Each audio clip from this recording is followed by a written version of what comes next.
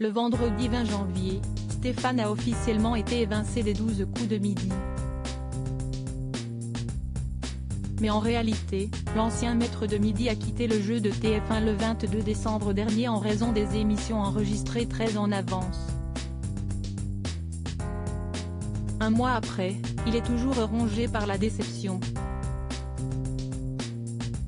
Stéphane et les 12 coups de midi, siesti fini. Le 20 janvier dernier, le champion de l'émission de TF1 a été éliminé, 5 mois jour pour jour après son arrivée dans la compétition. Un choc pour l'ouvrier dans une fonderie qui rêvait d'aller le plus loin possible dans le jeu et se retrouver au sommet du classement des plus grands maîtres de midi de l'histoire. Malheureusement, le candidat originaire de la Haute-Marne a été évincé par sa concurrente, Sarah, qui ne lui a cependant pas volé son titre. Siesti un incertain Alexandre qui a eu cet honneur. Le champion peut tout de même se réjouir d'avoir à son actif 153 participations et une cagnotte de 568 343 €.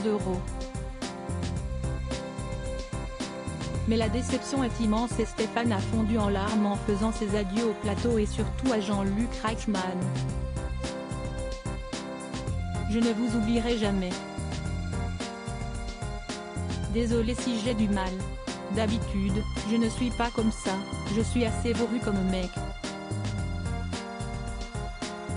Là je ne peux plus supporter l'émotion, a-t-il déclaré le jour de sa chute.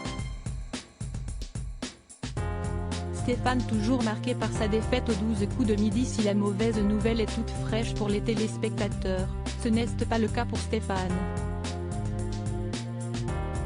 Les numéros des 12 coups de midi étant enregistrés des semaines à l'avance, le maître de midi a en réalité été éliminé le 22 décembre dernier. En moyenne, on tournait 5 émissions par jour, entre 13h et 22h. J'arrivais au studio vers 10h30. C'est un marathon psychologique, long et éprouvant, il faut toujours être à l'affût, toujours être en alerte, réactif, a expliqué Stéphane dans les colonnes du journal de la Haute-Marne. Un mois après sa défaite, s'il a séché ses larmes, l'ancien candidat de TF1 ne s'en remet toujours pas. Il se dit même aigri envers lui-même. Je m'en veux tellement d'avoir échoué sur une question à ma portée. Je sais qu'à la longue, ça va disparaître, mais la blessure est encore ouverte. La cicatrice est toujours très fraîche, la blessure encore vive, a-t-il déploré. Un sentiment qui n'est pas près de quitter Stéphane qui compte bien continuer à regarder le programme lorsqu'il rentre du travail.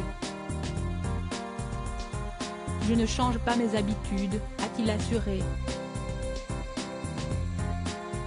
Difficile de faire le deuil.